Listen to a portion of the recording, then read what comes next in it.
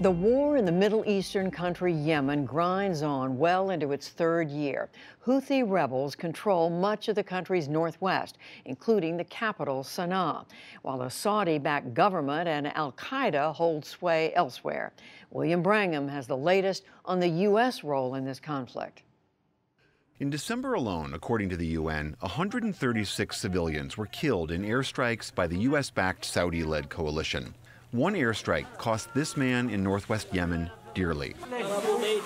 They targeted my house while there were 18 to 20 guests. The whole family was inside, as well as all of our cattle. Everything is gone. There's nothing left. And on Tuesday, the Houthi rebels, whom the Saudis are fighting, fired another ballistic missile from Yemen towards the Saudi capital of Riyadh. The missile was intercepted by the kingdom's air defenses, and the Saudis claim it was manufactured by Iran, which is backing the Houthis. This was the second failed attack on Riyadh by the Houthis in as many months. The Trump administration has also repeatedly called out Iran about its involvement in the conflict, a point driven home dramatically by UN Ambassador Nikki Haley last week. These are the recovered pieces of a missile fired by Houthi militants from Yemen into Saudi Arabia. The weapons might as well have had "Made in Iran" stickers all over it. Meanwhile, the Yemeni people continue to suffer. This week, according to the Red Cross, the country registered its 1 millionth case of cholera. Health officials say it's the fastest spreading cholera epidemic in history. And at the same time, millions of Yemenis also live on the brink of famine. A crisis that's been worsened by the Saudi blockade of ports and border crossings, which has limited food and humanitarian supplies. On Wednesday, the Saudi-led coalition announced it would keep the Houthi-controlled port of Hodeidah open for a month to allow aid into the country. The port had been closed for most of November. Yesterday, Deputy Assistant Secretary of State Tim Lenderking welcomed the news. The first thing we want to see is ships actually moving into Hodeidah port, offloading, providing fuel, water, supplies for the Yemeni people, filling the hospitals with fuel so that medical supplies can be dispensed. 4 U.S. cranes will be on their way very shortly to Hodeidah. We want to see them installed. We want to see them playing a central role here in offloading ships. While the U.S. is the largest donor of aid to Yemen, U.S. arms manufacturers, with approval from the U.S. government, also supply the Saudi-led coalition with bombs.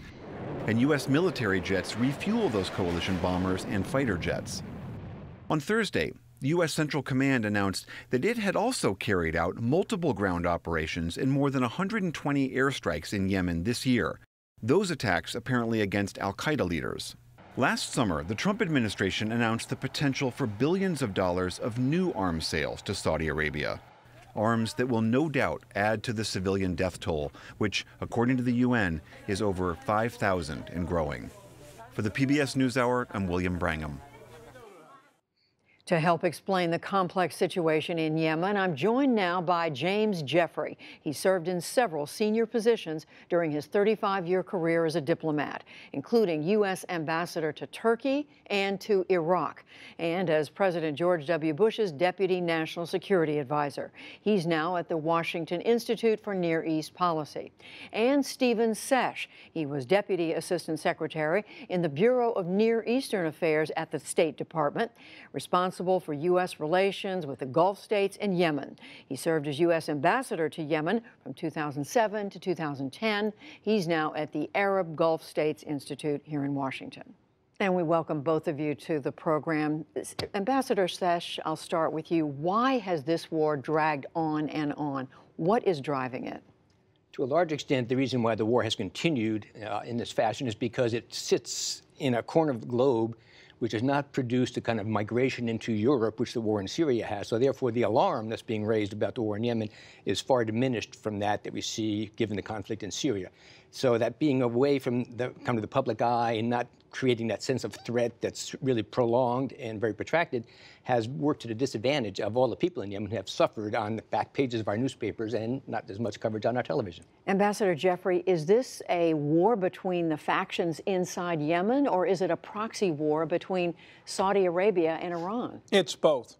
Only about 5 non-Yemenis, including, unfortunately, Ambassador Sesh, understand what's going on in the many groups inside of Yemen, but rather like Syria, rather like Lebanon and Iraq. This is part of an overall conflict in the region between Iran on the one hand and Saudi Arabia, the U.S., Israel, and most of the rest of the region on the other.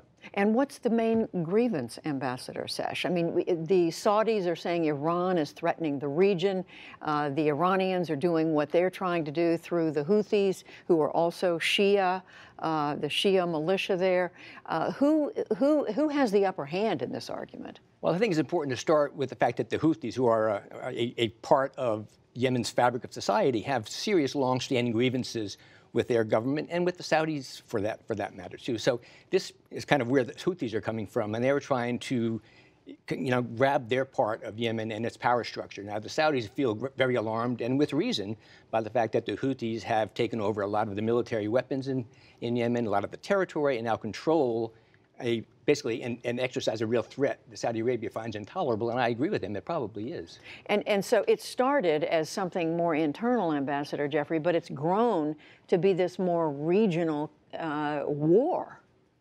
Right, but I mean, you have to point fingers. The main reason it's grown to be that is the Iranian strategy to infiltrate into failed states, and this is a good example of it. Lebanon was in the 1980s. Find groups, typically but not always Shia groups, that it can support, and then create sub-governments and sub-militias within societies. I saw that very personally in Iraq, that are more loyal to Tehran than they are to their own capitals of Beirut, of Damascus, Baghdad, or Sana'a. So, Ambassador Sesh, are the Iranians, do they pose the threat that the Saudis and others say they do in the region? I'm not as persuaded as Ambassador Jeffrey is that the Iranians are the ones that are the engineers behind this. This is a homegrown revolt on the part of the Houthis. The Iranians, no doubt, have gotten more and more involved. The Saudis have gotten more and more involved. So now I think each of these two rivals are seeing Yemen as an arena in which their interests can be served. But I also think that a lot of what we see now, a lot of the humanitarian issue that's emerged, is a direct result of 3 years of protracted Saudi airstrikes. I saw data today from the Yemen Data Project. 15,000 airstrikes have been conducted over Yemen, a country smaller than the state of Texas, over a 3-year period. Why has this grown to be the humanitarian crisis that it is, Ambassador Jeffrey? I mean, it's one thing for the two sides to be fighting each other, but the civilians are the ones who've taken the hit for the most part. In almost every conflict I've seen in the Middle East, the conflicts are actually fought out not in the desert, but in the populated areas, and all sides use unrestricted airstrikes to make up for typically a lack of infantry troops. The Saudis in these airstrikes have killed, according to the UN report in October, some 3,000 civilians. That's a big number, but it's not all that different than what we've killed in the conflict against ISIS in Iraq and Syria over the past 3 years. But the U.S. is not and the U.S. is part of this coalition with the Saudis that has helped lead to these civilian casualties. Right, and the reason for that, though, is the Saudis and the U.S. fear. The two sides aren't equal, Iran and Saudi Arabia. Yemen borders on Saudi Arabia. It doesn't border on Iran. It's a long way from Iran. More importantly, the Saudis have seen this movie before in Lebanon. The Shia group there, Hezbollah, had their own legitimate grievances against Israel and against their own governments, but they became a front for Iran. They have over 100,000 missiles right now aimed at Israel. It's an existential threat. The Saudis fear, for good reason, the same thing in Yemen. But you're saying that fear is overblown. I think the fear is genuine. I do think that this is not quite the fact that Iran has come in here to try to become the arch enemy. They already are of Saudi Arabia. But the Houthis need to be dealt with as a nationalist movement on their own. The Iranians are taking advantage of this. They're exploiting a situation which has been created to their benefit. Very low investment, very high reward for the Iranians here. So I think what the Saudis need to do is figure out what they can do to extract themselves, because they're getting dug deeper and deeper in the muck of this war. And they have a lot of other items on their agenda that need their attention and their resources. Do you believe the Saudis will see a way to extract themselves? They haven't demonstrated that interest as yet, nor have the Houthis for that matter. So I think both sides need to realize at this point that the only way they're going to have any of their interests served is by sitting down and negotiating a way out of this. There is no military victory. The Saudis cannot win this war, certainly not the way they've been fighting it for 3 years. And the Houthis don't need to win it. They just need not to lose it. Do you agree the Saudis can't win this? Absolutely. Steve has the right way forward. The only problem is the Saudis can't do this if they're going to face a future with hundreds of thousands, or at least tens of thousands, of long-range missiles in the hands of the Houthis, and thus with Iran aiming at the capital, Riyadh. Well, where do you see this going then? I see the United States finally coming up, which we haven't yet, with a real policy of trying to deal with Iran in the region, and that's the whole region, not just in Yemen or Syria, and then telling the Saudis, look, we have a program. We understand that any solution has to exclude keeping a lot of Iranian missiles, i.e. a repeat of what we have in southern Lebanon today. But as a quid pro quo for that, you've got to deal with the Houthis, just as Ambassador Sesh said. But that would involve, Ambassador Sesh, the U.S. Coming down harder on Iran. On Iran and also on Saudi Arabia. And I think we've seen recently that the White House and the State Department have begun a real strenuous campaign of putting some pressure on Riyadh, which has paid off. The Saudis just announced they were going to reopen the port, or allow the port in Hodeidah to be reopened, and they're going to let the cranes come in there. So I think this demonstrates that if the U.S. does get aggressive, does apply the pressure, the Saudis will respond. And at the same time, Iran needs to be brought into this in some way, because they are playing a role in this, and I think we can't ignore that. We need to find a way to constructively engage all of the parties who have an interest in this and bring them to the table together. Ambassador Stephen Sesh, Ambassador James Jeffrey. It's good to have you both. Very tough subject. Thank you. Thank you, Judy.